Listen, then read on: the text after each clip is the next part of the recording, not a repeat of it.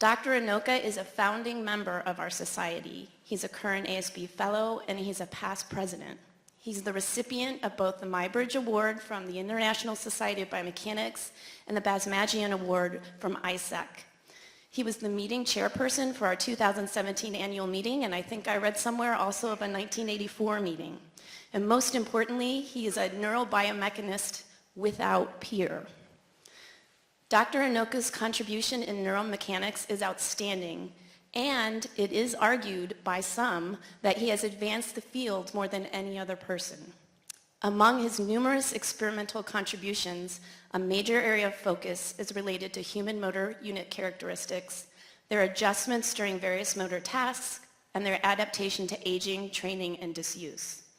His methodological strategy to approach a research question includes not only the description of phenomena and the identification of underlying mechanisms, but also the production of computational models, which we all know are very important to learning information about biomechanics. Dr. Enoka's publication record includes over 200 peer-reviewed articles and over 40 book chapters. And while there's a constant conversation right now about the importance of these types of metrics, it is worth noting that I think very few people in the world could say they have a Google Scholar H-index of 79 with 23,000 citations to their work. He has 64 papers, each cited over 100 times, 10 more in the 90s, and 2 papers cited over 1,000 times. Of course, his professional affiliations extend beyond ASB, so he's representative of us in the best possible way to other professional organizations.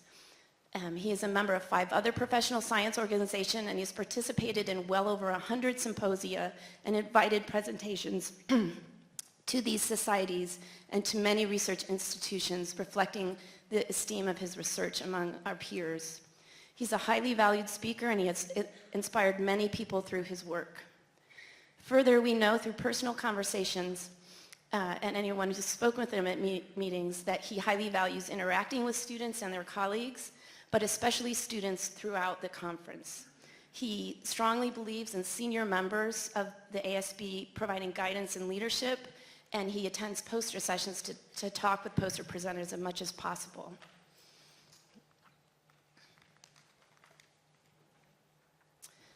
I can attest to that. The first time I met Dr. Enoka was at an ASB meeting, and I was fortunate enough to have lunch with him and Dr. Lieber very early in my career.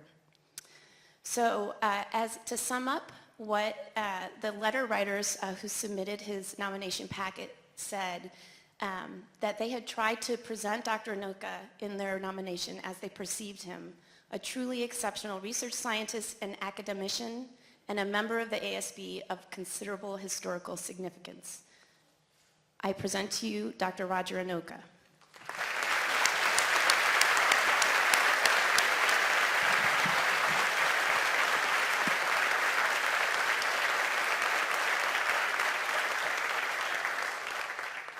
I wasn't anxious before I stepped up here, but now I am. So who can believe all that? Anyway, thank you very much, Wendy, for those kind words, and thank you, members of the Society, for honoring me with this award. I'm certainly feel very privileged to be here today to tell you a little bit about my personal journey.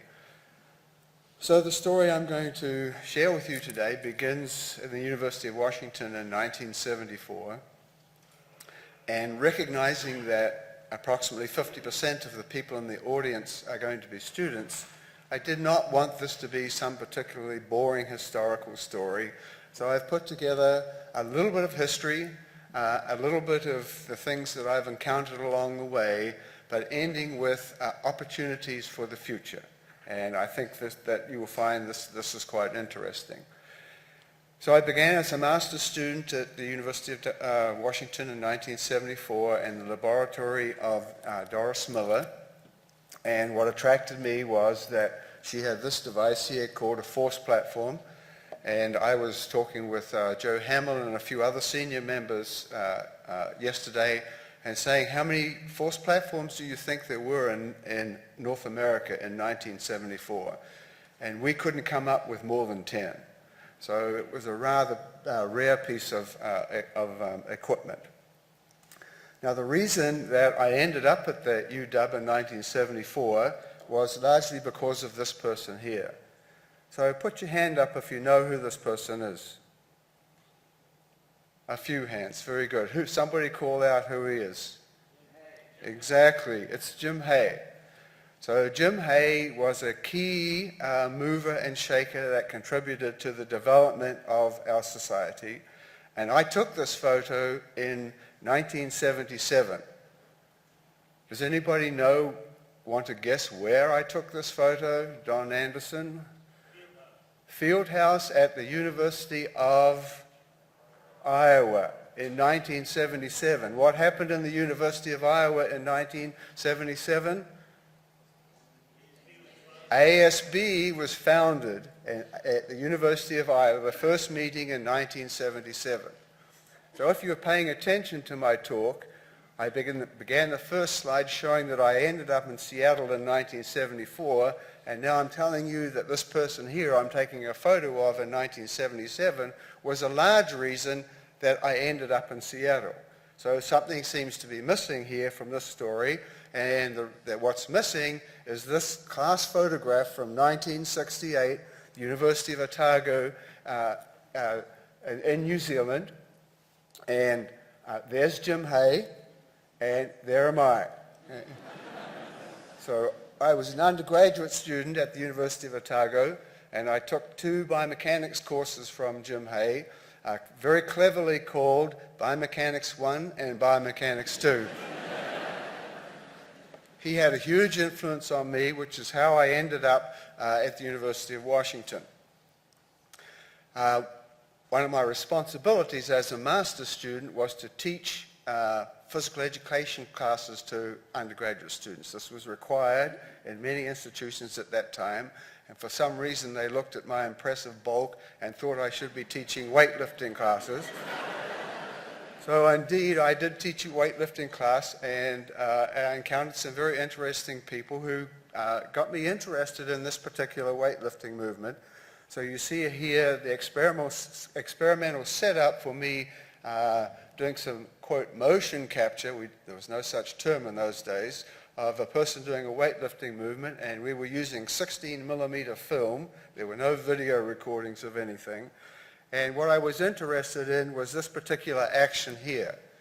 So this person is picking up this barbell and moving and lifting it as vigorously as possible up to about waist height. And here are some angle diagrams showing you the kinematics. I just want you to focus on one thing, which is this axis is showing knee angle. So an increase in this angle means the knee joint is being extended. So this is a very rapid action, but what you can see is that the knee is extending, flexing, and extending again. So what's happening here between positions 5 and 6, so here's 5 and 6, and what this person is doing is flexing the knees and moving the knees under the barbell to decrease the moment arm so that the load is reduced. So I did a couple of studies on this, and we happen to have in the lab some very long cables and some EMG electrodes that we can place over thigh muscles. So I thought, well, why not just measure EMG recordings as well? So this is what I did, and here is the data that were obtained.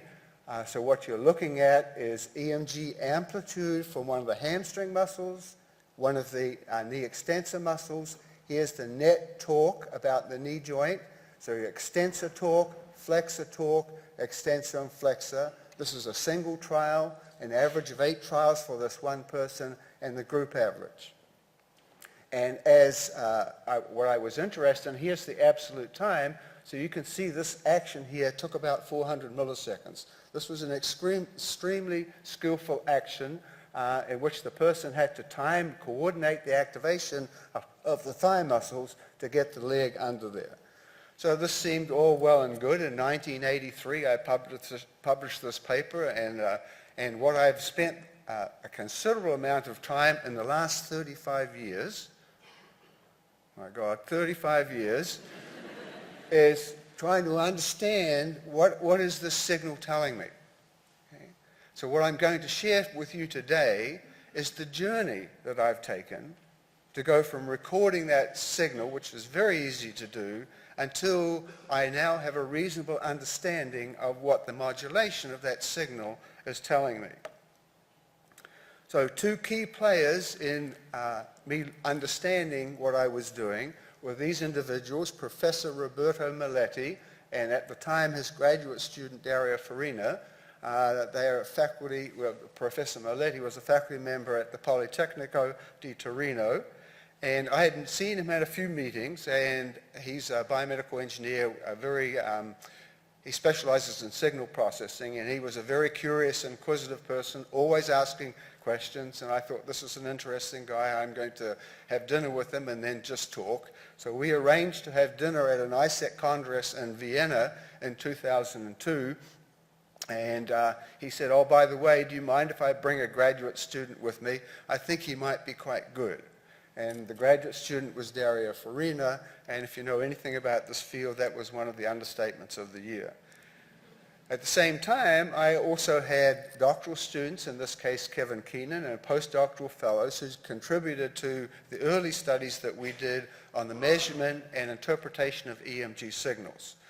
So to describe my journey in studying this signal, I've organized my talk into 4 parts.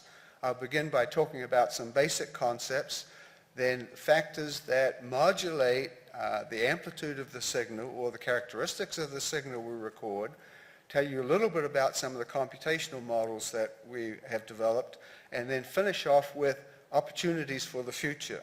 And I hope to convince you that we are at the beginning of a new era in the measurement and interpretation of these signals, and they're going to provide a lot of opportunities for more insight into the underlying physiology.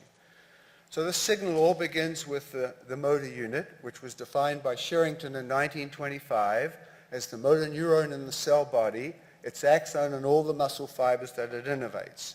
Sherrington called this the final common pathway because it transmits an activation signal and transforms it into contractile activity. Every movement you perform is controlled by modulating the activity of populations of motor units. So there was an intramural scientist at NIH, Bob Burke, who did a lot of work on characterizing the properties of motor unit populations. In this study, in this diagram here, you see clusters of cell bodies in the spinal cord innervating a single muscle. Their axons traverse in a peripheral nerve. If you cut through the nerve, you can see the diameters of the different axons, the motor axons and the sensory axons. If you stimulate one of these long enough, perhaps some of you can see in this cross-section through the muscle some white dots here. Each of these white dots is a muscle fiber that has been innervated by one of these motor neurons. So there was a person, one of my first postdoctoral fellows by the name of Andy Fugelsang, who did a PhD at the University of Waterloo, and he developed a computational model of motor unit recruitment and rate coding. This was a seminal study that is still used today, and basically his model had 3 elements in it. There was a motor neuron pool, which is the population of motor neurons, that in response to some excitatory drive provided an output, and what you're seeing here is a series of action potentials delivered by different motor neurons, and this spinal output was provided input to an EMG model, which was possible to compute surface EMG signals and also to determine the force that they produced. So the physiology in the model that was available from Burke and others at the time, he had a population of 120 motor neurons. He knew the physiological properties such as the recruitment threshold, the innervation number, discharge rate characteristics, and the recruitment range. And in terms of developing the EMG model, he knew about the distribution of motor unit territories in muscle. He knew about conduction velocities and action potentials, how they were the sum of the muscle fiber action potentials. And then he had some mechanical properties that he put into the model. So the reason I bring up this model is the central element to it and a key feature of interpreting EMG signals is based on this relation shown here. And this shows the number of motor neurons in the model, in this case 120. And this is the number of muscle fibers each of these motor neurons innervates. You can see this is a nonlinear relation. It's an exponential relation, which has many implications in the interpretation of EMG signals. So the smallest motor neuron or motor unit here innervates 20 muscle fibers or so. The largest one in the population innervates approximately 1,600. One important and quick observation is that half of the muscle fibers in the muscle are innervated by 102 out of the 120 motor neurons in the population. So it's highly skewed. So we have been interested in how the motor unit population activity is modulated when you ask a person to produce force. We know from Sherrington's work early on that this force is totally due to the activity of the motor units that are engaged in a particular task. You can insert electrodes into the muscle and you can record the action potentials discharged by different motor units, the force at which they begin discharging action potentials, and the time between consecutive action potentials. And these two modes of control we refer to as recruitment and rate coding. I've spent a great deal of time over the last 35 years studying this particular control strategy and its implications in many different forms. And I have not done this alone, and this is the main point of my talk today. One of my key contributors to this was my friend Jacques Duchateau from Brussels. I first met Jacques at an ISB meeting in 1989 at UCLA, and I think every year since then we have met somewhere in the world to talk about motor unit recruitment and rate coding and other aspects of motor unit physiology. I have learned a great deal from him, but there were two very important outcomes with my meeting with Professor Duchateau. The first, most important thing at the end of some of these intense discussions, we had to go somewhere and do a quality control check on the main export product from Belgium. That is Chimay beer. So here you can see us in Groningen in the Netherlands in 2002. We're doing quality control measurements on this product here. And you can see on this particular occasion we needed quite a few samples before we could reach decision, but you can tell by the smirk on his face that it's still working quite well. My discussions with Jacques have been extraordinary over the years. He's been very influential in my subsequent editions of this book, which was published in 1988, was the first time that the word neuromechanics appeared in our literature. We've written quite a few reviews. This one here is a very comprehensive history of motor unit recordings, which lays the foundation for what I want to share with you today. So fundamentally, the issue is the following. If we measure an EMG signal, which we can do, and many of you do, as I've seen walking around the posters, this is very simple to do. We just simply put some electrodes over the skin, measure this signal, and then we make some interpretation about it. But the fundamental question for us is, what is this signal telling us about the output from the spinal cord? So in contemporary terminology, we make this distinction by calling this a measurement of muscle activation and this a measurement of neural drive. So this signal that we record in the periphery, what we're measuring here is the EMG signals arise from current fields associated with the propagation of action potentials along muscle fibers. So here you have 3 muscle fibers. They are receiving an innervation from a single axon. When the neurotransmitter is released and the action potential is generated, it propagates towards the end of the fiber in both directions. And if we go to where the action potential is located, physically it represents a transient reversal of the membrane potential difference across the membrane.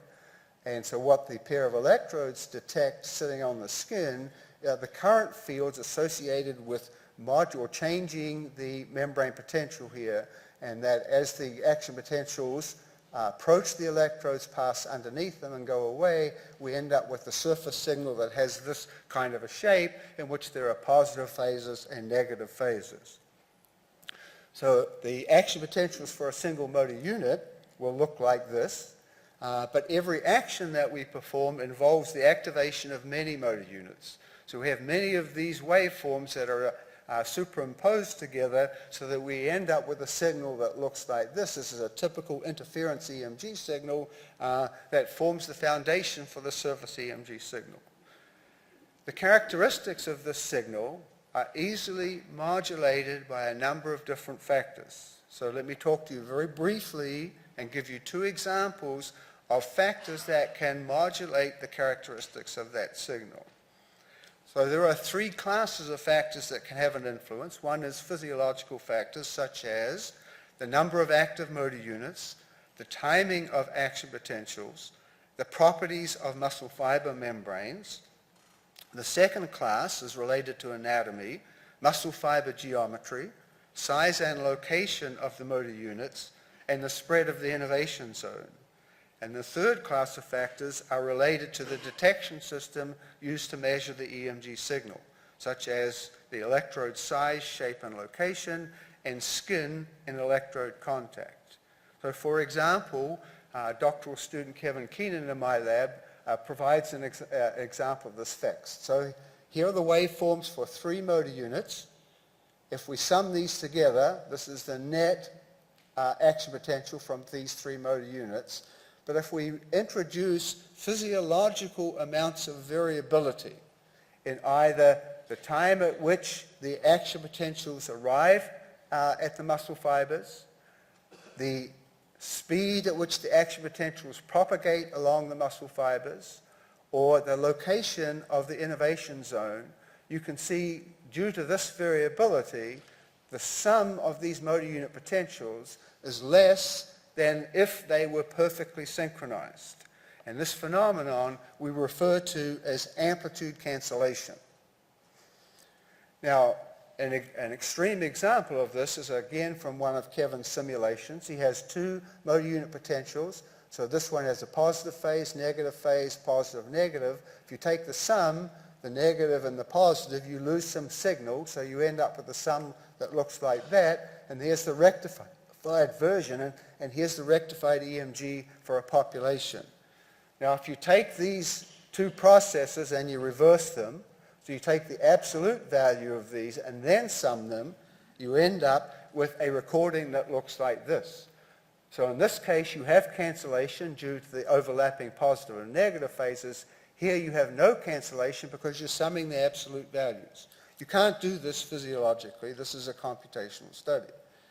But the important point is, if we look at the average EMG amplitude as a function of the intensity of the activation signal for the no cancellation condition and cancellation, you can see there's an incredible loss of signal information due to the physiology of these. So big deal. So why does this matter? Well, here's one example of how signal amplitude cancellation influences things. This is a study done by Dario, who's not a graduate student anymore. And what he did in this simulated 5-second contraction with 300 motor units. And in A here, each line shows the time, the rate at which the motor unit is discharging action potentials across the 5-second contraction. And in the simulation, the largest motor neuron had the lowest discharge rate, whereas the smallest one had the biggest discharge rate. So what he's done in this simulation here is he has reduced the discharge rate progressively over the 5 seconds for the 50 smallest motor units, and the point is, can you see this decline in discharge rate in either the interference EMG signal or its estimated amplitude? And it's a rhetorical question. The answer is no, you can't see anything. So EMG amplitude is insensitive to activity of small motor units due to amplitude cancellation. Well, that's very interesting. What's the practical implication of that? Well, here's one example from a computational study done by another graduate student in the lab, doctoral student.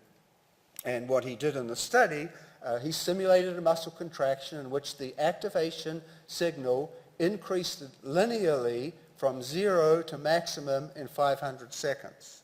And the last motor unit was recruited at approximately 200 milliseconds. So if I gave you the signal and I said, okay, tell me where you think the muscle activation begins. This is not an uncommon question. And you might say, well, I'm thinking it probably begins about there. Well, we know the answer because we can calculate the no cancellation condition, and it turns out the activation begins here. So why don't we see the activation beginning here? And that is because the early activation is the small motor units, and the EMG signal is insensitive to changes in that activity. So the first key point that I have learned in my journey about interpreting EMG signals is that estimates of EMG activity are confounded by amplitude cancellation. My second example of modulating factors has to do with anatomy. So here are some data for the tibialis anterior muscle. This muscle has been stained with Seiler's staining technique, and then the branches of the nerve innervating the muscle are indicated on this line drawing over here. And what this line drawing indicates is that at each endpoint, that's where neuromuscular junction is located. And you can see in this muscle, the innervation zone is spread all over the entire muscle, which is the exact opposite of what studies using electrophysiology will tell you. And in fact, if you look at this in the soleus muscle, you see the same kind of anatomy. And if you look in gastrocnemius, you will see similar anatomy. So what does this mean that you have these innervation zones that are spread throughout the entire muscle? It means where you put your electrodes are going to influence the amplitude of the signal that you record. So here's an example from Alessandro Del Vecchio, who's a postdoc in Dario Farina's lab, who is now chair of neurorehabilitation at Imperial College. And what he did in this study, he put this, what's being called an array electrode, along the length of the vastus lateralis muscle. So each of these is an electrode, and here are the recordings between adjacent electrode points. The force is being increased progressively up to 70%, and here's the amplitude between adjacent pairs of recordings. And you can see the amplitude changes differently based on where the muscle is active. So the second key point that I want to share with you today is that EMG signals are distributed non-uniformly across the surface of a muscle. So on to the third topic as an example of computational models. So the model I'm going to talk to you in detail about was developed by Jakob Diderichsen. Jakob was a graduate student in biomedical engineering at the University of Aalborg in Denmark, which is where Dario was, and he was doing a rotation in Dario's lab, and Dario sent him to my lab in Boulder in fall 2008 to learn some physiology. So the way I taught Jakob physiology was I had him read Fuglevan's paper and try to understand how the elements in his model came about. So Jakob took essentially Fuglevan's model, and he wanted to modify it so that he could simulate the adjustments that take place during fatigue and contractions. So he added several elements to it. The first element is he took the output from the motor neuron model and fed it into a metabolite concentration model, which is something that we know that metabolites accumulate during fatigue and contractions. And this output was then fed into the force model to depress the force. And if the task was to maintain the force during a fatigue and contraction, then there had to be some error detection between what the output was, what the target was, and the adjustment. The error term was fed into a PID controller that then modulated the excitatory drive, and also the output from here changed the gain in the PID controller. And he also added a feedback loop onto the motor neuron pool and a feedback loop from the muscle there. So what's very surprising about this model, it was able to replicate many experimental findings on the adjustments that take place during fatiguing contractions. I don't want to talk about those today. I want to talk about instead one other key finding, which is related to the interpretation of an EMG signal. So this graph is showing the data for 3 fatiguing contractions, one at 20% of maximum. These are sustained isometric contractions. Target force is 20%, 40%, 60%. This axis is neural drive, and you can think about this as the number of motor unit action potentials. So to sustain this force here, the number of motor unit action potentials first increases, declines, and then increases again, and the end point is referred to as task failure. And for comparison, at stronger contractions, task failure occurs earlier, and there's just a progressive reduction in the output from the spinal cord. Now, if we compare that with what we record in the muscle, this is the measurement of muscle activation, or alternatively, the number of muscle fiber action potentials. You can see that there's no decrease here in number of muscle fiber action potentials at the lowest target force. These increase progressively. But the key point is to plot these adjustments in muscle activation relative to neural drive during fatiguing contractions, and this is what we have. So here's the neural drive on this axis. Here is the muscle activation or muscle fiber action potentials for the 3 fatiguing contractions, and this is the control condition, which depends explicitly on that function that defined the innervation number. And so what these data tell us is that muscle activation overestimates the neural drive to muscle during fatiguing contractions. So the last thing I want to do is to finish off with advances in technology and opportunities for the future. And so I'm going to do this by talking about 2 types of applications from these advances. And one is how we can obtain better estimates of the amplitude of the muscle activation signal. So we have known since 1952 that there is a strong association between the integrated EMG signal and the force that a muscle is producing, and this classic study from an amputee. And many of you probably have done these kinds of measurements where you take the amplitude of a rectified and smoothed EMG signal as a function of the target force, and you see the sum relation between the EMG amplitude and the force. But one of the limitations of this, as many of you know, is that when you do these kinds of comparisons, you need some reference value. And often that is the amplitude of the signal during a maximum voluntary contraction. Well, recent technology tells us there's an alternative way to do this now. And the alternative way is to use these array electrodes.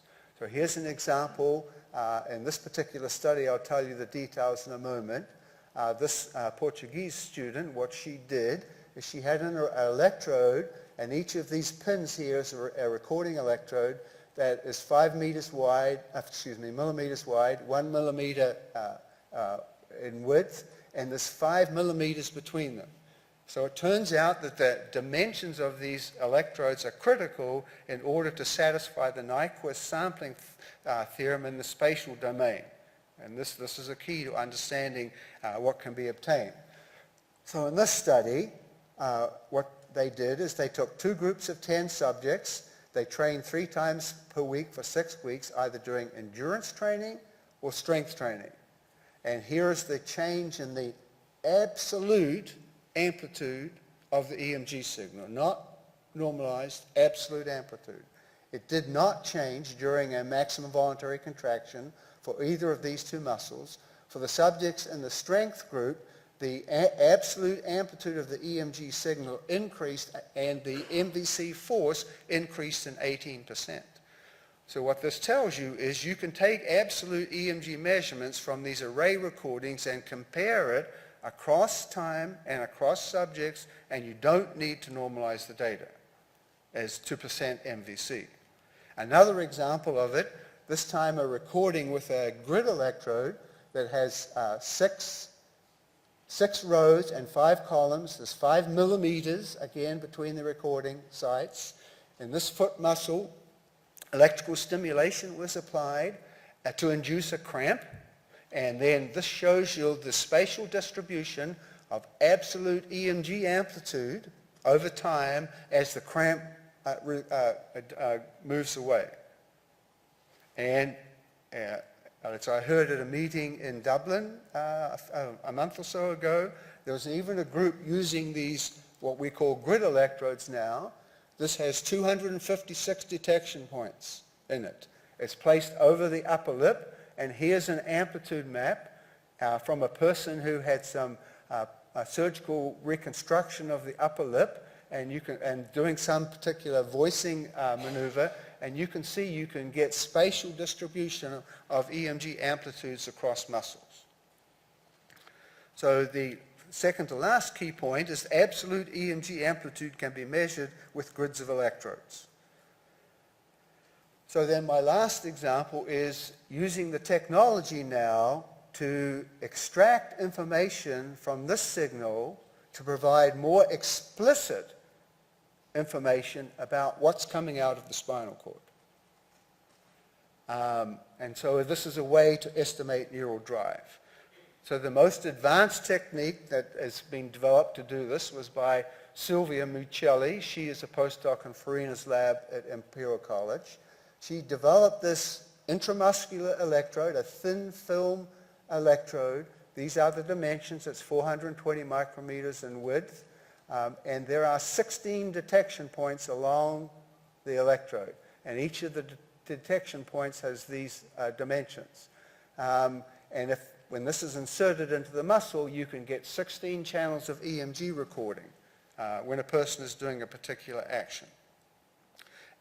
Or if you want to do it from a surface recording, here's a grid electrode.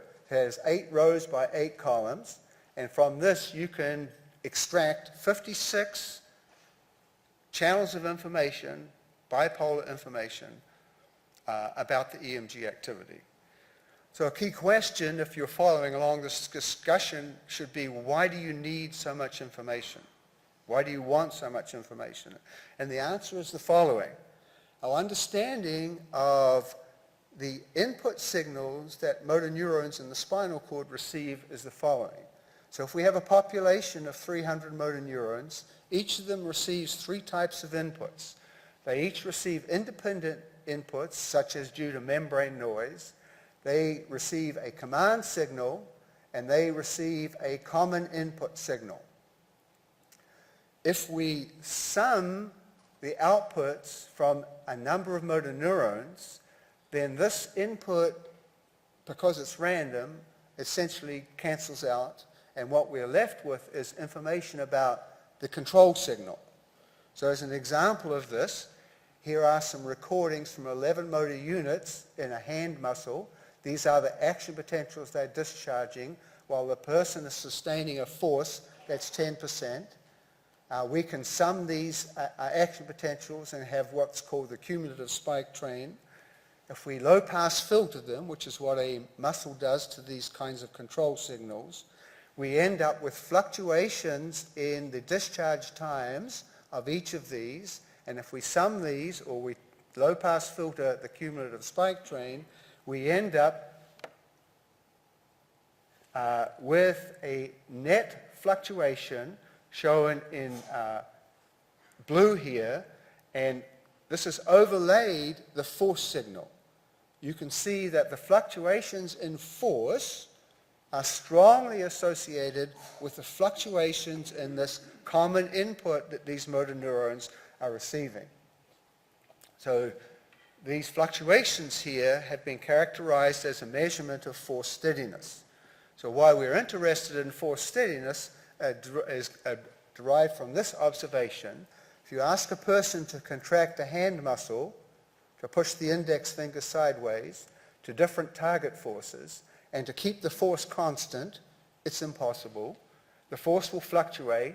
If we take the normalized value of these fluctuations and plot them here for young subjects versus old subjects, you can see there's a difference. So we would interpret these data here to say that old adults have worse force steadiness than young adults.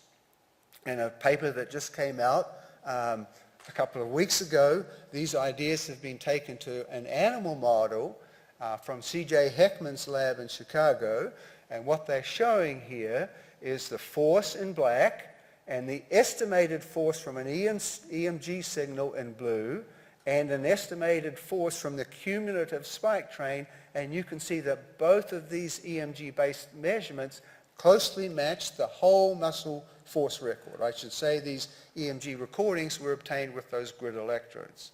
But if you high-pass filter the force output in black here, you can see that it's the cumulative spike train, or the common input, that is most closely related to the fluctuations in force. I'll take this opportunity to tell you that I told you Andy Fugelvand was one of the first postdocs in my lab, and Andy and CJ were graduate students together in the 1970s. We're at the University of Washington, and when I was a TA and taught a class in which they were both there. So now I want to give you two examples of how we have taken advantage of this. This first study, these are doctoral students in my lab. First study was done by Dan and by Deba, and it had to do with a test of manual dexterity, which is a pegboard test. So this is the Lafayette groove pegboard test. It involves putting 25 pins into the pegboard as quickly as possible. The pegs and holes have these keyhole shapes, and the test is simply to measure how long it takes. So I'm going to show you a couple of very brief videos, and I want you to look at the two videos and see if you can figure out why one person is slower than the other person. Hopefully they're going to work. Oh, yeah.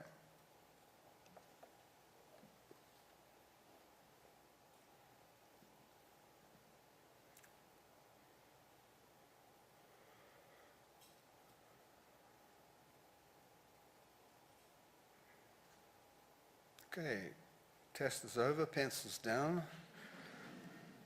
So probably you were thinking about things like this: muscle strength, tactile acuity, coordination and control, cognition.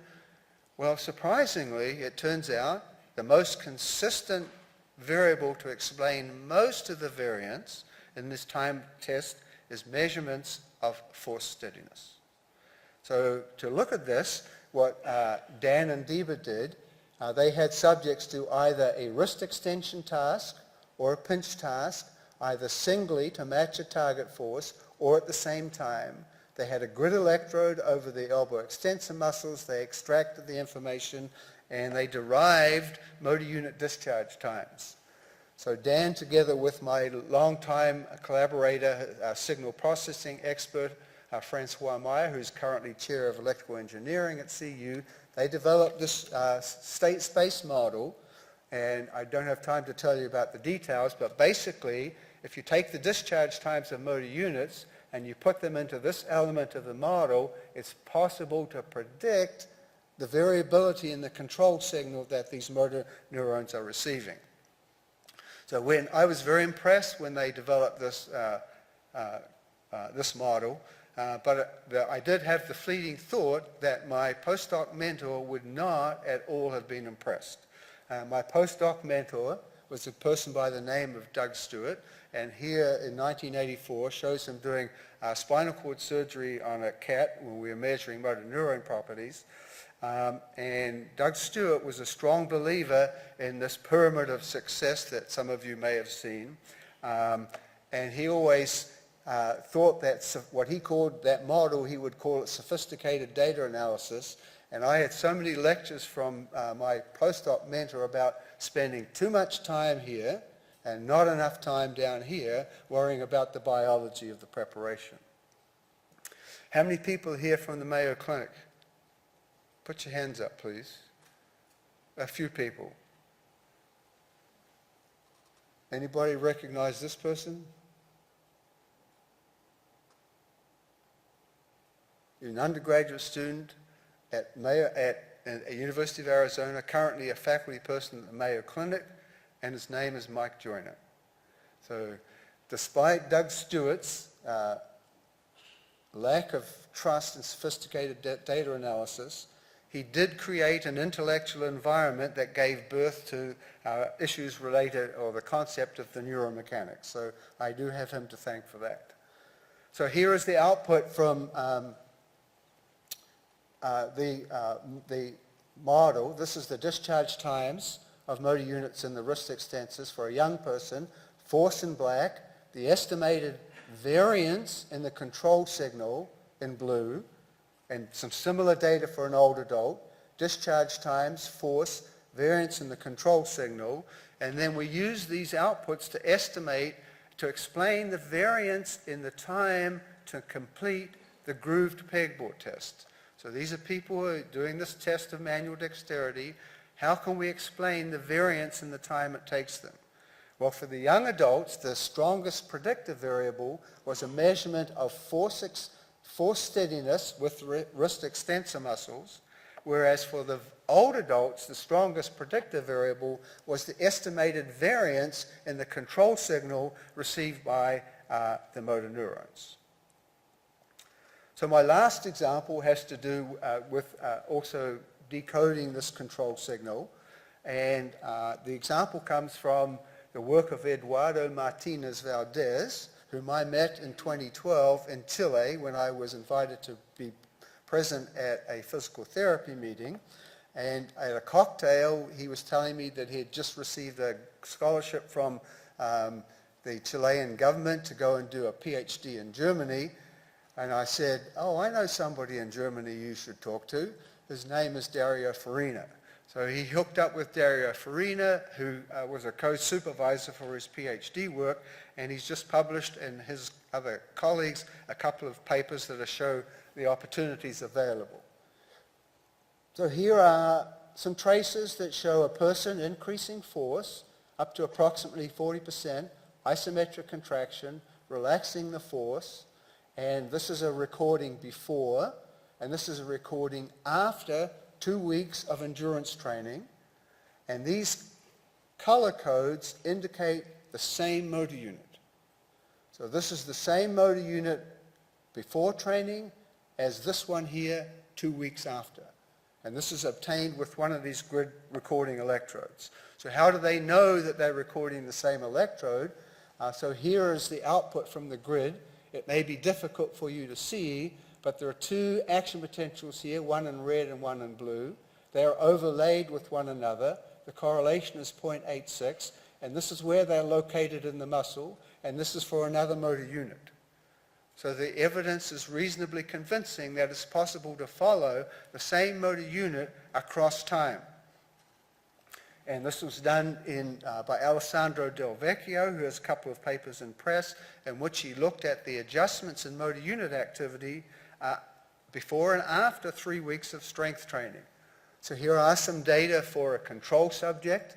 So this is before the beginning, and this is the end of the 3 weeks. These are the discharge rates, the rates which action potentials are being discharged during this task. Increase force, hold it steady, decrease force.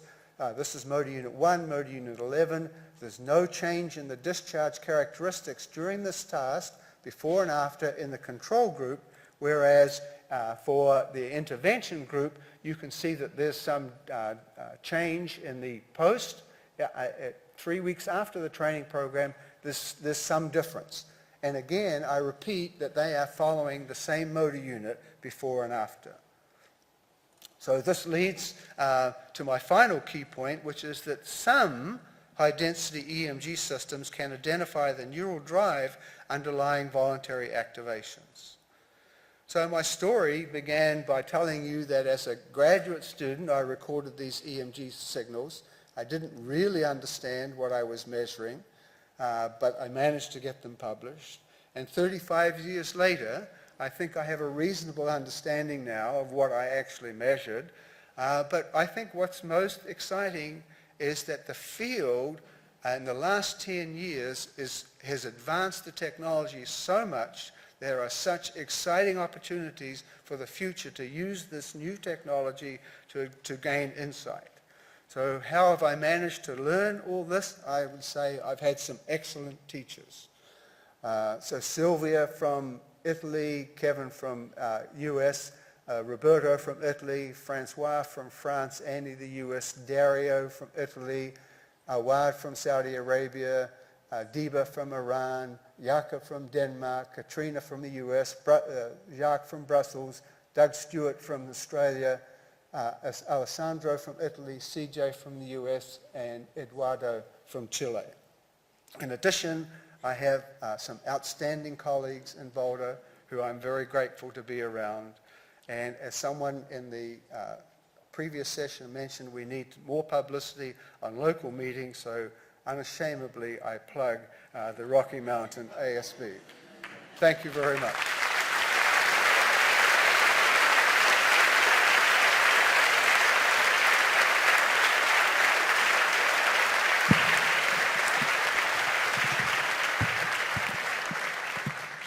Thanks for that excellent talk. There's time for a few questions if anybody would like to ask Dr. Enoka a question.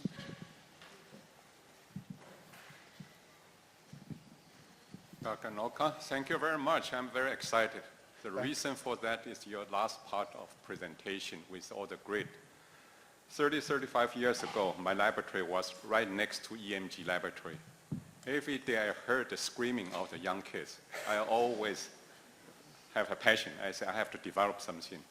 At that time I was just finished graduate school, so I'm still very strong in mathematics. This type of potential problem is just like a sink and a source. We can translate the surface information into the volume information. Mm-hmm. But at that time I didn't think about grid. I just think about a ring. Yeah. I didn't carry on. But it looks like you have accomplished greatly. So my question for you, can we translate this type of technology into clinical application now? If you have enough grid surface electrode, you can calculate like a wave conduction and the nerve conduction, velocity, so on and so forth, to replace the needle electrode and also the wire electrode. Yes, so there are several groups, actually more so in Europe than in the US, that are working on the translation of this technology to clinical measurements. Right. And it's certainly their desire to improve the technology more so and to make it more accessible for clinical application. Okay, so it's not quite ready yet. Not quite. It's not quite ready. There are many opportunities for engineering students to work on this. Wonderful. Yeah. Okay, second question related to the first part. You see the EMG correlated with the force because of the cancellation. So you can not have a perfect correlation. But based on your assessment in terms of a practical application, how much error will be introduced because of a cancellation, or how often the cancellation may take in place? So I think if you do reasonable comparisons, so before and after training in the same person, and you assume the amount of cancellation doesn't change too much, it's a reasonable estimate. But I think the work from Heckman's lab, where they have gone directly into an animal model and put the grids totally over the muscle and shown that there is such a strong correlation with the force that's produced by the muscle, I think that demonstrates it's a reasonable approach. Okay, yeah. Thank you. Yeah.